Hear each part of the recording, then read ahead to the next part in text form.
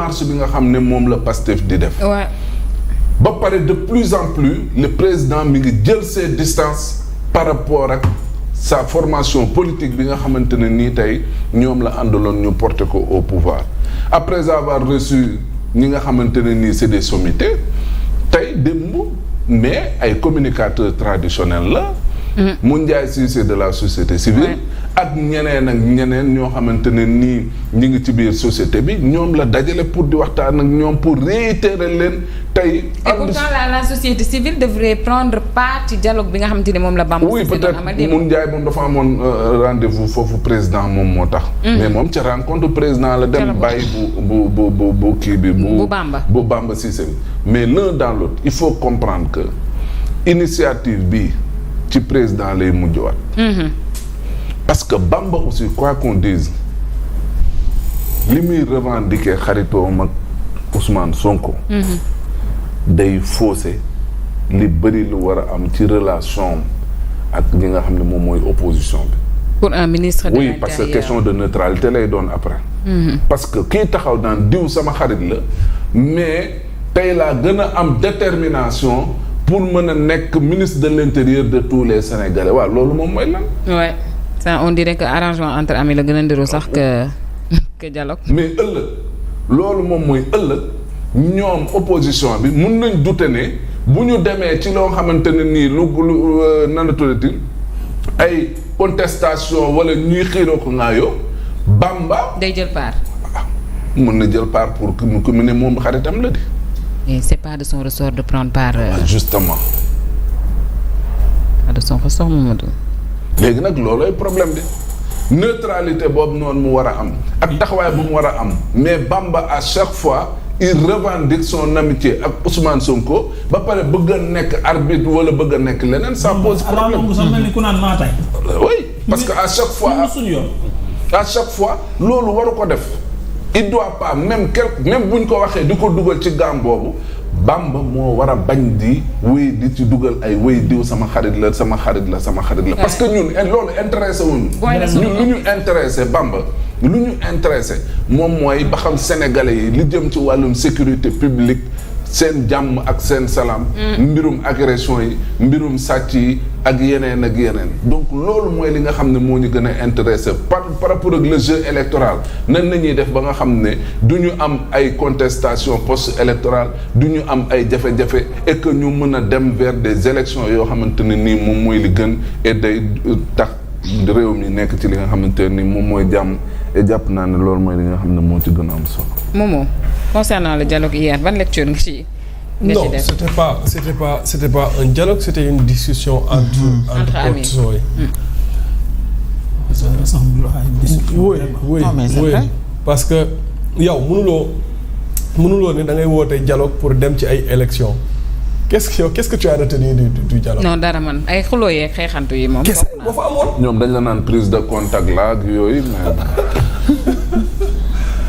On est à quelques mois des élections locales ñu ni dañuy def dialogue ñu def benn forcing ci benn proposition de loi voté ko Assemblée nationale le ministre de l'Intérieur bi nga xamante ne moom moo jiite woon dialogue bi démb moom moo demoon ca li nga xamante ni moom mooy Assemblée nationale on lui a posé la question à savoir comment vous pouvez expliquer ça lan ngay expliquer yow barki Dembo Ndiaye nga nekk Assemblée nationale défendre une proposition de loi.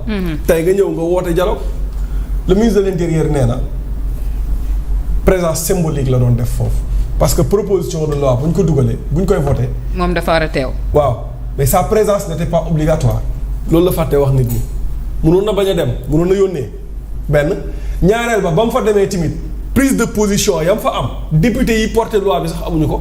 parce que moom il a défendu la loi ba jël loi bi sax défendre bi mu doon défendre loi bi sax personnaliser ko ba sax mu naan Ousmane Sonko na loi bi concerné wu ko.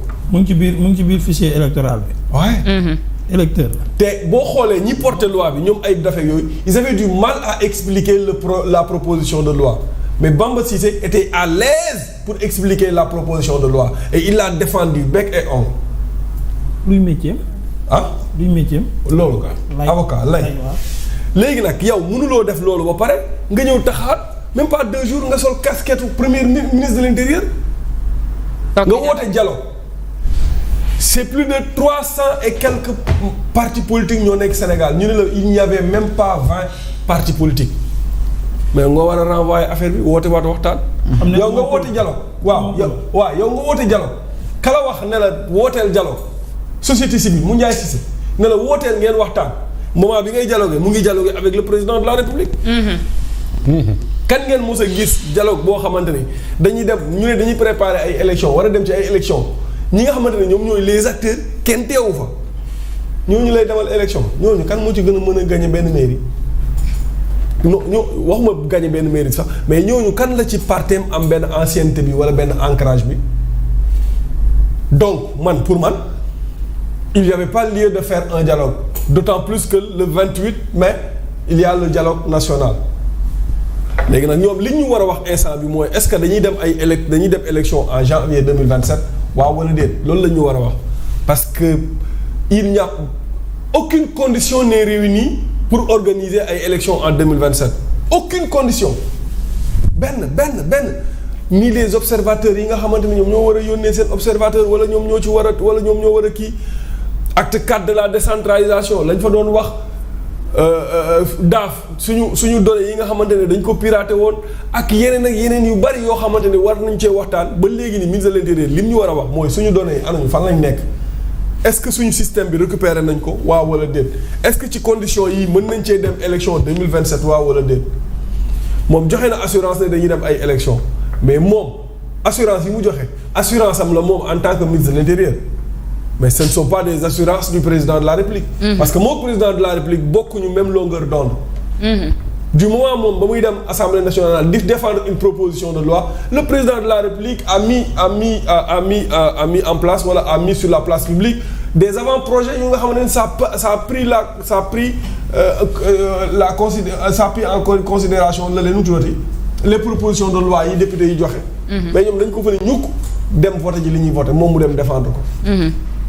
donc moi je pense que c'est paradoxal. C'est mélangé. amul benn acteur man dama doon wax naan FDR. li tax ma doon foofu laay daanalee li tax ma doon wax naan FDR ku fa dem ci dialogue ba affaire yi noonu parce que ñoom bu proposition de loi bi dugg ñoom pare woon nañ pour dem dialoguer et ça Abdou Mbow laa di. pare woon nañ pour dem dialoguer mais bi forcing amee. li ñu mettre les charrues avant les. oui bi forcing amee ci la ñu ne ñoom dañuy toog parce que lii kenn xamul lu muy dund. Feuz peut-être sa lecture ci waxtaan wi. waxtaan wi amoon démb mooy li moo wax rek waxtaan la woon rek. entre amis entre xarit yoo xam ne xaw nañ réeroo tuuti parce que li fa ëppoon mooy. ñi bokk Diomaye président ak ñi bokk Pastef. ñoo fa newoon di xëccante ay mbubu de. di xuloo gis naa ci xuloo bu fës yooyu lañ fa nekkee woon di loolu kay du dialogue ñoom kay. dañ doon waxtaan ci seen biir rek xam naa peut-être pour. avec les médias en compagnie. médias yi gunge leen man kay li ma jaaxal mooy dialogue man li ma daan gis mooy comme ni ko Ahmed waxee rek dañuy dialoguer ba ci fin bi ci conclusion bi ñu génn wax journalistes yi lañ fa doon waxtaanee waaye intégré journalistes yi ci biir salle bi. parce que ñu ne fa di xuloo seeni xuloo journalistes yi di ko génnee wéet ñi naan yaa yab Diomaye ak yaa wax Sonko léegi yaa laa. loolu moom franchement malheureusement suñu réew mi actuellement vraiment loolu moo gën a fës te moo ngi gagné terrain di dem rek la nga wax Sonko la nga wax Diomaye ñu xuloo nañ ci gis nañ ko barki démb assemblée nationale gisaat nañ ko démb ci dialogue bi ak yeneen yoo xam ne vraiment mën naa ñàkk je pense que bu dee dañu bëgg a dialogue dëgg waruñu woon voter loi bi nga xam ne voté nañ ko avant-hier ba pare wootee démb dialogue loolu ça n'a pas de sens moo tax opposition bi tamit vraiment la vraie opposition bi ne ci réew mi mais duñu dem luñ fay wut lan lañ fay wut man nee naa la boo xamul man la kan man ma xam li may jaar mënoo bëgg jël code électoral bi def ca la saf ba pare ak sa majorité ba pare bëgg ma woo kaañ waxtaanee code électoral bi kaañ waxtaan ci élection yi ni mel lu ma fay def du ma ñëw. du ma ñëw léegi ñëwul opposition bi ñëwuñu ñoom dem nañ fa kay waxtaan nañ seen biir xuloo nañ après bu ñu paree ñu waxtaanaat seen biir juboo rek ndax ñoom ñëpp benn lañ. waaw amul xaajaloo daal ñoom ñëpp benn lañ. Fall dafa am loo ci bëgg a yow. Aïcha kon yaakaar naa ne matal nañu yor bu tay bi autoroute bi Mbour Thiadiaye tijji na mais man on m'a appris ce matin que inauguré woon nañ ko depuis 2023 sous Macky Sall Mamadou. waaw man jaxasoon naa ah. non est-ce que ñii defuñu mise en circulation. Doudou Ka wax nañu loolu non ça a été inauguré oui inauguré nañ ko. mais kon nu ñu inauguré waa Demba. non man dama jàpp ne dañ bëggoon a wax mise en circulation. mise en mais on avait circulation déjà ouvert depuis 2023. non inauguré on avait inauguré. lan on avait Mbour inauguré Kaolack. Mbour Thiadiaye. oui on avait inauguré. On avait inauguré. mais defuñu woon mise en circulation bi. C'était pas ouvert parce que dafa desoon waaw dafa desoon ay kii nu mu tuddati nu ñu koy waxee foofu ñuy daggee ticket nu mu tudd. péage. guichet yeeg yenn affaire yi moo desoon ñu yegg ko quoi mais inauguré woon nañ ko. mais seulement c'était mise en soldé à 80%. oui mise en circulation bi rek moo desoon. non aéroport bu Ziguinchor. bu Ziguinchor. waaw moom la Doudou Ka wax ni c'était les travaux. defoon eggali woon nañ ko à 80%. su Macky même bu Thiadiaye bi. même Mbour Kaolack bi Mbour Kaolack. non kii Kaolack autoroute à péage Kaolack. non mais loolu tabaski daaw ubbi wuñ ko woon.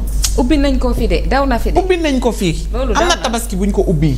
tabaski ak non Magal. yëgul Kaolack ubbi woon nañ ko gratuitement waaw. non est-ce que kon non dañ ko ubbi woon partiellement rek. mais am na bu ñu ubbi woon gratuite pour nit ñi daw. pour nit ñi daw tabaski waaw daaw Magal lay doon. su dul tabaski di màggal mais ubbi woon nañ ko. oui. ubbi woon nañ ko pour faciliter la c'est comme circulation. li ñuy waaj a def nii bu Kaolack bi dañ koy tijji après waa temporairement après président dajaat bi ko. inauguré ko parce que tabaski bi moo tax. mais waaw officiellement kenn mosu ko. mais loolu nag Mamadou jarul woon tantamaat communiqué rek da cee doyoon. kese Ah, kenn. ah les routes telles et telles sont désormais praticables. na fi gënu rafet. wërum bilan dafa mitti nag. wërum bilan dafa mitti de lii yëpp si wërum bilan gi la. yàlla baax na. Déthié Fall le nouveau Déthié Fall xam nga activiste la moom. pourquoi. non mais parce que maag yow nii duñ toog nii di ci waxtaane ki yëgul woon ne tijji na yëg ko. non bu ñu joxee communiqué bi kay ñu tas ko nag ne leen tijji na dem leen.